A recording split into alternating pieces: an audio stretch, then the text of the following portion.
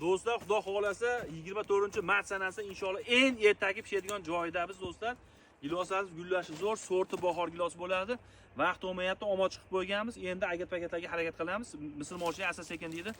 Do'stlar, nima ekkansiz o'rtasiga Real Tiago mana ertaki gilos bak yozib yuborgan, tagi sariq.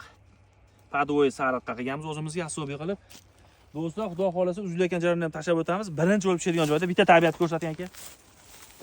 Mana do'stlar, qo'raygani ham kelaverasa, shashlik qilamansalar, hamma yoqqa kelaverasa do'stlar, mana shunaqa joyda havas qilganlar bo'lsa, lakni bosamiz. Mana qo'rayman deganlar ham xudo xolasa 10 kunda qo'ray ham no'xatdan katta bo'lib qoladi.